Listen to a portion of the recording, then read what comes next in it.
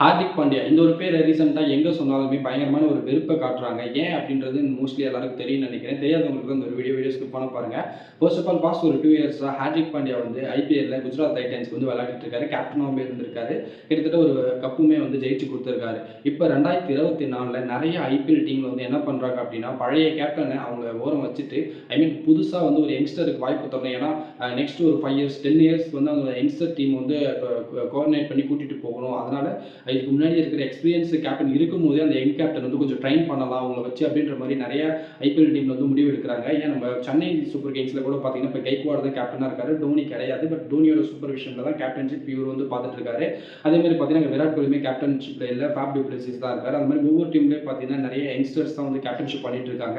Same அதே மாதிரி Mumbai team management என்ன பண்ணுறாங்க அப்படின்னா நமக்கு வந்து ஹார்திக் பாண்டியா வந்தால் நல்லா இருக்கும் அப்படின்னு சொல்லிட்டு அவங்க டிசைட் பண்ணுறாங்க. மும்பை இந்தியன்ஸ் டீமுக்கு அப்படி டிசைட் பண்ணுறப்ப ஆல்ரெடி அங்கே வந்து ரோஹித் சர்மா இருக்காரு. அவருமே பார்த்தீங்கன்னா ஒன் ஆஃப் தி ஐபிஎல்ல வந்து இருக்கிற டீம்லேயே சென்னை அண்ட் மும்பை அப்படின்றது மோஸ்ட் சக்ஸஸ்ஃபுல் வந்து டீம். அதில் ரோஹித் சர்மா வந்து பார்த்தீங்கன்னா ஒன் ஆஃப் தி சக்ஸஸ்ஃபுல் கேப்டன்னு சொல்லலாம். அதனாலே பார்த்தீங்கன்னா அவரை வந்து மாற்றுறதுக்கு வந்து நிறைய மும்பை இந்தியன்ஸ் ஃபேன்ஸ்க்கு வந்து விருப்பமே கிடையாது. ஹார்திக் பாண்டியாவை கேப்டன் சொன்னதுலேருந்து பயங்கரமான ஹேட்டட் தான் கிளம்பிட்டு இருக்கு. முக்கியமாக சொல்ல போனால் Mumbai Indians fan and Rohit சர்மாவோட ஃபேன்ஸ் வந்து பயங்கரமாக ஒரு வெறுப்பு உண்டாக்கிட்டு இருக்காங்க. இப்போ கடைசியாக வந்து ஒரு மேட்ச் நடந்தது எங்கே அப்படின்னு பார்த்தீங்கன்னா அகமதாபாத்தில் குஜராத் அண்ட் மும்பைக்கு வந்து நடந்துட்டு இருக்கு. அப்போ வந்து மும்பை இந்தியன்ஸோட கேப்டன் ஹார்திக் பாண்டியா தான் இருந்துட்டு இருக்காரு. அந்த டைமில் ஓல் க்ரௌடுமே பார்த்தீங்கன்னா அங்கே இருக்கிற மும்பை இந்தியன்ஸ் ஃபேன்ஸ் எல்லாமே ஹார்திக் பாண்டியா உள்ளே வரும்போது பயங்கரமாக ஒரு பார்த்து ஷவுட் பண்ணுறாங்க. ஒரு மாதிரி அஃபென்சிவ் வேர்ட்ஸ்லாம் யூஸ் பண்ணிட்டு இருக்காங்க. பூன் அப்படின்னு சொல்லியிருக்காங்க. இது வரைக்கும் இந்தியன் ஹிஸ்ட்ரியிலே பார்த்தீங்கன்னா ஒரு இந்தியன் பிளேயரை இந்த அளவுக்கு ஒரு அஃபென்சிவான வேர்ட்ஸை யூஸ் பண்ணியா இருக்கட்டும், இதை இந்த மாதிரி பூன்ற சவுண்ட் கொடுத்துமே யாருமே கேவலப்படுத்துறது கிடையாது.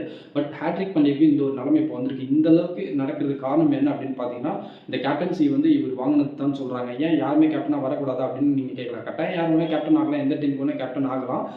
ஆனால் பட் என்ன நடந்திருக்கு அப்படின்னு பார்த்தீங்கன்னா ஆஃப் ஸ்க்ரீனில், அதாவது இந்த ரூல்ஸ் படி நடக்கிறது இல்லாமல் பேக்கப் த ஸ்க்ரீனில் வந்து 100 கோடிக்கு மேலே வந்து பேரம் பேசினதாகவும் அதே நேரத்தில் ஹார்திக் பாண்டியா எனக்கு கேப்டன் பதவி கொடுத்தா தான் நான் மும்பை டீமுக்கு வருவேன் அப்படின்னு அவர் சொன்னதாகவும் நிறைய ரூமர்ஸ் இருக்குது.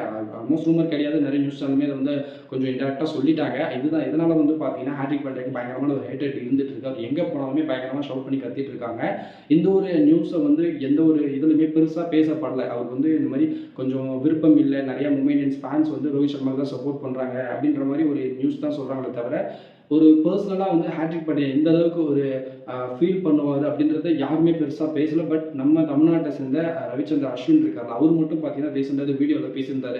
சம்திங் ஏதோ வீடியோவில் சொல்லியிருக்கும் போது பார்த்தீங்கன்னா இந்த மாதிரி பண்ணுறது தப்புன்றத ஃபர்ஸ்ட் வந்து ஒரு இந்தியன் பிளேயர் யார் சொன்னது அப்படின்னு பார்த்தீங்கன்னா ரவிச்சந்திர அஸ்வின் தான் வந்து ஒரு சப்போர்ட்டாக வந்து ஒரு ஸ்டேட்மெண்ட்டே பேசியிருக்காரு. பட் பெருசாக எந்த ஒரு கிரிக்கெட்டர்ஸுமே பேசலை. ஏன்னா அவங்க ஏன் அமைதியாக இருக்குன்னு எனக்கும் தெரியல. இந்த அளவுக்கு ஒரு ஹேட்டர் வந்து ஒரு ஹார்திக் பாண்டியாவுக்கு one of the best allrounder Indian cricket team. இப்போ அடுத்து வேர்ல்டு கப் வேறு வரப்போகுது. அந்த வேர்ல்டு கப்பில் இவர் கண்டிப்பாக இருப்பார். அப்போ வந்து பார்த்தீங்கன்னா ரோஹித் சர்மாவோட கேப்டன்ஸில் தான் இவர் ஆட போகிறாரு.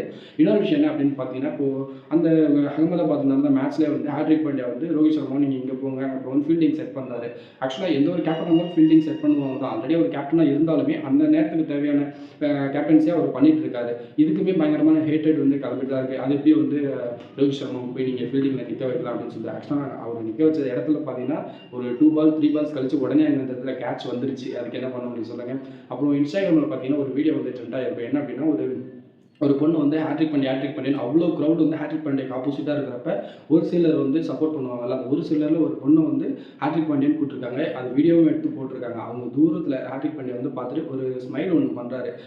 அந்த மனநிலைமை எப்படின்னு பாருங்களேன். ஒரு ஹோல் க்ரௌட் கிட்டத்தட்ட ஒரு 70,000 80,000 மக்கள் வந்து உங்களை பார்த்து ஷவுட் பண்ணுறாங்க. பயங்கரமான அஃபென்சிவ் வேர்ட்ஸ் யூஸ் பண்ணுறாங்க. உங்களை வந்து பூன்ற சவுண்டு யூஸ் பண்ணி ஒரு டெம்டேஷன் கொண்டு போகிறாங்க. அந்த நேரத்தில் யாராவது ஒருத்தர் உங்களுக்கு சப்போர்ட் பண்ணுறாங்கன்னும் போது உங்களுடைய மைண்ட் தாட் எப்படி இருக்குன்னு பாருங்களேன். அவர் அவ்வளோ கஷ்டத்துலேயும் ஒரு சிரிப்பார். ஆனால் அந்த மேட்ச் இன்பிட்வீன் மேட்ச்லாம் வந்து பார்த்தீங்கன்னா ஹார்திக் பாண்டியா கொஞ்சம் ஜாலியாக சிரிச்சிட்டு இருப்பார். அவங்க அன்றைக்கி ஆடுறப்ப பயங்கரமாக ரன்னுமே கொஞ்சம் அதிகமாக இருக்கும் அந்த மேட்ச்சில். அப்படி இருக்கும்போது பார்த்தீங்கன்னா கொஞ்சம் ஜாலியாக சிரிச்சிட்டு இருப்பார். மற்ற எல்லாருமே கொஞ்சம் டென்ஷனாக இருப்பாங்க. ஏன்னா ஒரு கேப்டன் வந்துட்டு இப்படி இருக்காரு அப்படின்னு ஒரு பிஹேவியர் வைஸ் கேரக்டர் வைஸ் அவர் திட்டினாங்க.